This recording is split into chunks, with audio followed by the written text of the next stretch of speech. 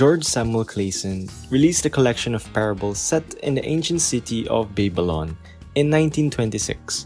The Richest Man in Babylon is a book based on these tales that has become a classic in financial literature. If you've never read the book, you'll be surprised by the tried and true methods for accumulating wealth and riches it reveals. Bonseer, the chariot builder, and Kobe, the musician, are the protagonists of the story. They were the best at what they did, but they were poor and had no money. As a result, they sought the counsel and expertise of their childhood mate, Arcad, who in stark contrast had earned vast fortunes. Despite spending lavishly and giving freely to charity, Arcad was Babylon's richest man. He appeared to have an infinite supply of gold, and his fortune continued to grow. So Arcad told his two friends a narrative about how he too used to be poor, a poor scribe who made a bargain with a rich man to learn the key to wealth accumulation in exchange for his labor on a clay inscription. The rich man agreed. I found the route to success when I decided that a portion of whatever I earned was mine to retain, and so will you, and gave him a very useful lesson. This is a noteworthy lesson, and it is the foundation on which every wealthy person has built their fortune. The first golden rule is to put your money to work. Gold laboreth hard and contentedly for the enlightened owner who finds lucrative use for it, multiplying as the sheep of field. The richest man in Babylon learned early on how money works and how to put money to work for himself with gold and money. He was able to keep track of his spending and distinguish between needs and pleasures. Many individuals have trouble distinguishing between the two. The rule of thumb for luxuries is simple.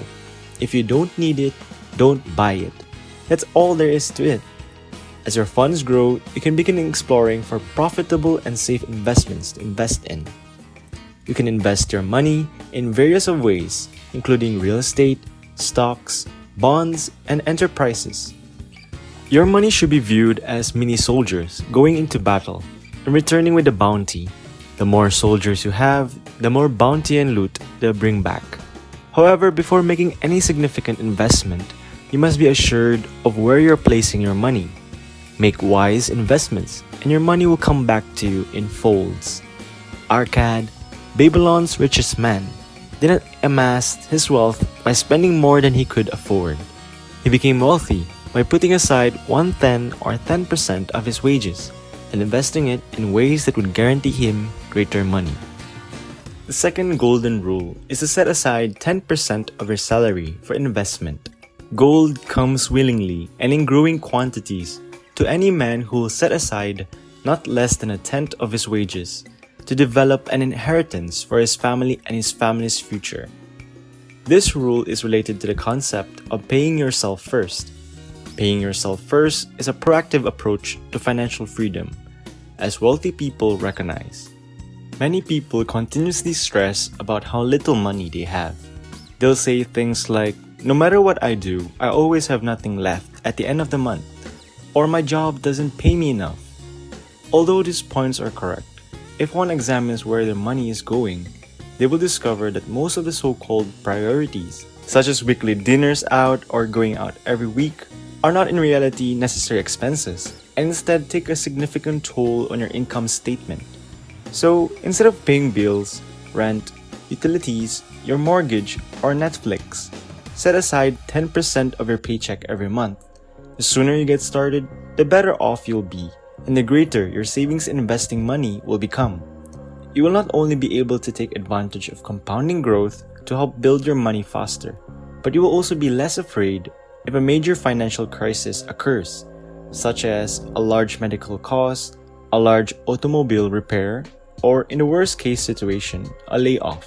Which takes me to the third golden rule: seek first guidance, or as I like to say, seek wisdom before investing.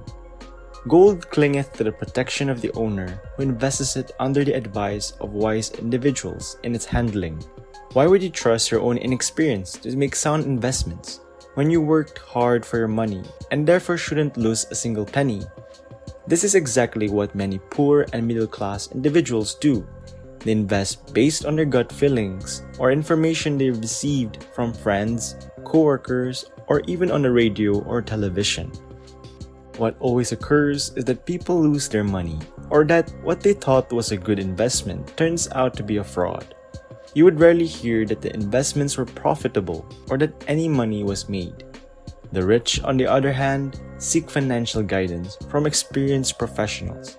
Just as you wouldn't trust a cook to conduct heart surgery on your chest, you shouldn't trust those who aren't skilled in the ways of making and handling money to advise you on where to place and invest your hard-earned money before making any serious investment. This takes me to the fourth golden rule. Gold slippeth away from the man who invests it in businesses or purposes with which he is unfamiliar, or which are not approved by those competent in its keeping. So, John has been practicing the first golden rule for a year and has already saved a substantial sum of money, totaling $10,000. My friend John is a reasonably intelligent man who reads a number of books per year and watches TV and YouTube videos on his favorite topic, investing and creating money. Although, as I said before, John is a smart man, he does have an Achilles heel when it comes to investing. These are the kinds of investments that John and many other poor people make. So now, my friend John is broke and only has approximately $500 in his bank account, but all is not lost.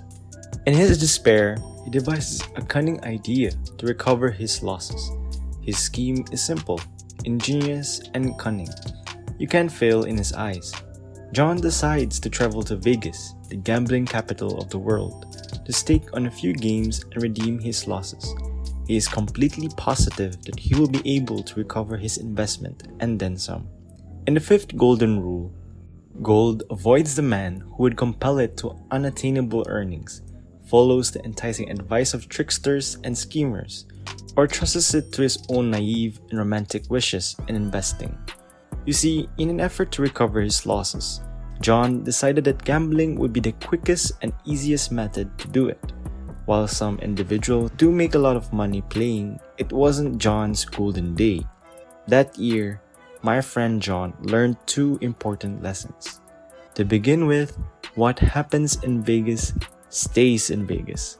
Second, there is no shortcut to become wealthy. The book's idea is based on the teachings Arcad taught his friends, and they are wealth-building habits that I believe every wealthy person has followed to build their riches. These principles have helped millions of people become financially stable and prosperous, and I believe they will also help you establish a solid financial foundation. Thank you for watching. Subscribe, like, and comment. See you on the next one.